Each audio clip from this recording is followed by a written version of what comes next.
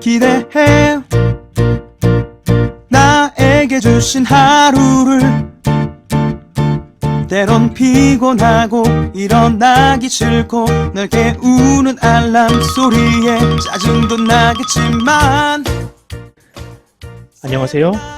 오늘도 부른 말씀 권순민 목사입니다. 쉬지 않고 나를 지키셨네. 오늘을 나에게 주셨네.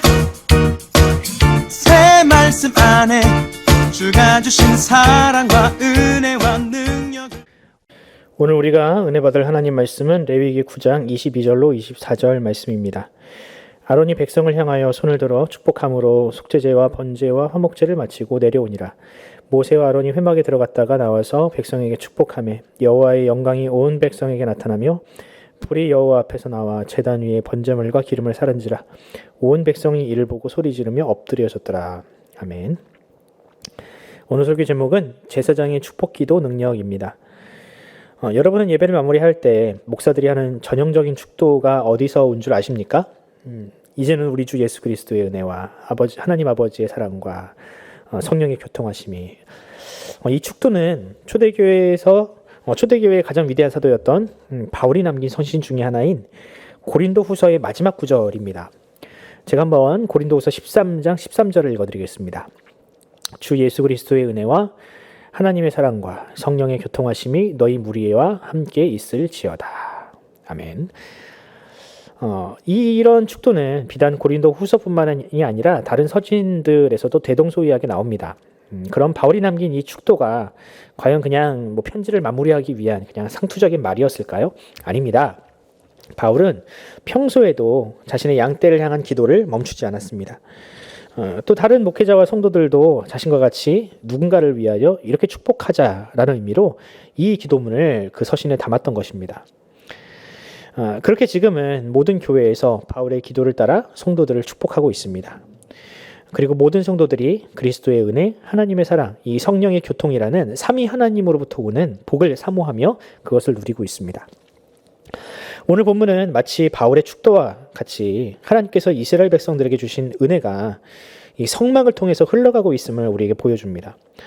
오늘 말씀을 통해서 과연 하나님의 은혜와 임재를 경험하는 사람은 누구이며 과거 이스라엘이 경험한 그 은혜를 지금 우리는 어떻게 누릴 수 있는지 한번 살펴보는 시간을 가져보도록 하겠습니다. 레위기에는 이스라엘 백성들이 성막에서 드리는 제사, 또 그 제사를 집례할 제사장들이 해야 할 일을 매우 자세하게 기록하고 있습니다. 하나님은 앞으로 성막에서 제사를 감당할 제사장들이 해야 할 일들을 모세를 통해서 말씀하셨는데요. 모세는 그 일을요, 아론과 그의 아들들에게 인수인계했습니다. 오늘 본문에는 그 모든 과정을 인수인계하고 성막에서 나오는 이 모세와 아론이 나옵니다. 그럼 모세가 제사장들에게 인수인계한 것은 그냥 단지 소나 양을 잡는 기술이었을까요? 아닙니다. 하나님은 제사장들에게 그저 소나 양을 잡는 역할을 맡기신 것이 아닙니다. 만약 소나 양을 잡는 일을 잘할 것 같으면 도축업자를 불러다가 하면 됩니다. 그런데 오늘 본문을 보면 제사장이 하는 일은 단순하게 그렇게 기능적인 일이 아닌 바로 이스라엘 백성들을 축복하는 것이 바로 본질적인 사역이라는 것을 알 수 있습니다. 제가 한번 22절을 한번 읽어보도록 하겠습니다. 아론이 백성을 향하여 손을 들어 축복함으로 속죄제와 번제와 화목제를 마치고 내려오니라. 아론은 속죄제와 번제제 그리고 화목제를 드리면서 손을 들어 이스라엘 백성들을 축복했습니다. 이게 무슨 뜻인가? 결국 이런 제사들은 이스라엘 백성들을 축복하기 위한 수단에 불과하다. 그러니까 제사의 본질은 바로 하나님의 복, 그것을 바라보는 것이다 라는 뜻입니다. 제사를 통해서 죄의 문제를 해결하면 자연스럽게 하나님의 복이 따라오고 제사와 제사장은 그 복을 주기 위한 하나님의 어떤 은혜의 통로로 사용되고 있는 것이죠. 이처럼 제사장은 성막에 드나들 때마다 이스라엘 백성을 향한 축복을 선포했습니다. 23절에도 그 내용이 나오는데요. 한번 읽어드리겠습니다. 모세와 아론이 회막에 들어갔다가 나와서 백성에게 축복하매. 자, 이처럼 제사장은 누군가를 축복하는 사람입니다.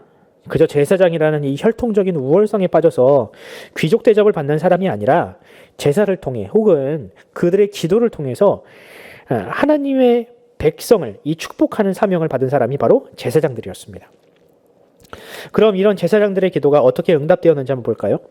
제사장들이 기도했더니 아픈 사람이 나았나요? 하늘에서 막 금덩어리가 떨어졌나요? 아닙니다. 제사장의 축복 기도로 인해서 이스라엘 백성들은 그 누구도 경험해보지 못한 값진 선물을 받았습니다. 그것은 바로 하나님의 임재를 경험하는 일이었습니다. 제가 한번 23절 후반절과 24절을 읽어드리겠습니다. 여호와의 영광이 온 백성에게 나타나며 불이 여호와 앞에서 나와 제단 위에 번제물과 기름을 사른지라. 온 백성이 이를 보고 소리 지르며 엎드렸더라. 아멘. 제사장이 이스라엘 백성을 위해 축복하니 하나님의 영광, 하나님의 현현이 이스라엘 백성 가운데 나타났습니다. 이 말은 이스라엘은 더 이상 하나님의 원수가 아니며 하나님의 사랑받는 존재이고 하나님과 동행하는 복을 받는 존재가 되었음을 보여주는 것입니다. 이 모든 것이 바로 제사장을 통한 성전 예배와 축복 기도를 통해서 이루어진 결과물들입니다.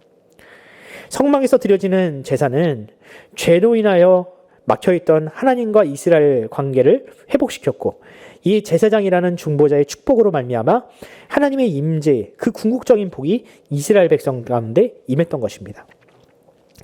사랑하는 성도 여러분, 그럼 오늘날 누가 이런 제사장의 기도, 축복 기도를 감당할 수 있을까요? 누가 이 시대에 제사장이 되어 이 땅에 하나님의 임재와 복을 흘려보낼 수 있을까? 베드로 사도는 우리를 향하여 이와 같이 이야기합니다. 너희는 왕같은 제사장이요 거룩한 나라요 택하신 백성이다. 즉 우리는 그리스도를 믿는 우리는 비록 소나 양을 잡는 기능적인 제사장의 역할을 할 수 없지만 완전한 제물이 되신 예수 그리스도를 전하는 영적인 제사장의 역할을 감당해야 된다. 이렇게 얘기하는 것입니다. 오늘 사는 우리도 과거 제사장들이 그렇게 했듯이 이 세상을 위한 기도, 내 이웃을 위한 기도를 끊임없이 감당함으로 그들을 향하여 축복함으로 제사장의 본질적인 역할을 또한 감당해야 한다는 뜻입니다. 그러므로 사랑하는 성도 여러분, 교회와 성도는 이 시대의 제사장이 되어야 합니다. 그리고 누군가를 축복하는 기도를 멈추어서는 안 됩니다. 우리는 늘 기도하고 깨어있음으로 말미암아 하나님의 뜻이 이 땅 가운데 이루어지며 하나님의 은혜가 온 세상 구석구석에 전파되도록 우리가 날마다 힘써야 합니다. 바로 그것이 우리에게 주신 사명이요 우리가 구원을 받은 이유입니다. 오늘 이 시간 여러분에게도 제사장의 품격 있는 기도가 있기를 바랍니다. 우리의 입술에서 단지 나와 내 가족을 위한 기도만이 아닌 이웃과 공동체, 나라와 민족을 위한 기도가 흘러나오길 바랍니다. 그리하여 오늘 하루 여러분을 통하여 누군가가 하나님의 임재를 경험하는 그런 복된 날이 되기를 간절히 소원합니다. 기도하겠습니다. 하나님 아버지 은혜와 사랑을 감사합니다. 우리는 비록 구약을 살지는 않고 있지만 하나님은 여전히 우리를 제사장이라 부르십니다. 그리고 과거 구약의 제사장들이 그러했듯이 오늘 우리에게도 이웃을 향한 기도, 나라와 민족을 향한 기도를 원하고 계십니다. 주님, 우리가 소나 양을 잡는 제사장이 아니라 예수 그리스도의 복음을 전하는 복된 제사장의 역할을 감당하며 더 나아가서 이 세상을 날마다 축복하고 이 세상이 하나님과 화해하며 또한 하나님의 백성이 되는 그런 축복의 통로가 되는 그런 복된 제사장의 역할을 감당케 하여 주시옵소서. 특별히 아버지 하나님, 이 시대가 너무나도 어렵고 힘듭니다. 힘든 이들일수록 우리의 기도가 정말로 간절한 때인데 우리가 나 자신만을 위한 기도가 아닌 나와 내 이웃을 위한 기도, 나의 가정과 공동체를 위한 기도를 끊임없이 감당함으로 말미암아 이 시대가 여호와의 얼굴, 하나님의 임재를 경험하게 하여 주시옵소서. 감사드리며 우리 구주 예수 그리스도의 이름으로 기도드립니다. 아멘. 사랑하는 성도 여러분, 이제 월요일입니다. 또한 한 주간 여러분들 삶을 감당하실 때에 하나님의 은혜가 임하시기를 또한 한 사람의 성도로서 하나님께서 부르신 영적인 제사장으로서 여러분들을 축복하고 싶습니다. 여러분들 힘내시고요. 특별히 이 시대를 향한 하나님의 뜻이 반드시 이루어지기를 위하여 여러분들 기도해 주시길 바랍니다. 나와 내 이웃을 위하여, 아픈 환우들을 위하여 이 시간 기도하면서 오늘 하루를 시작하도록 하겠습니다. 함께 기도합시다.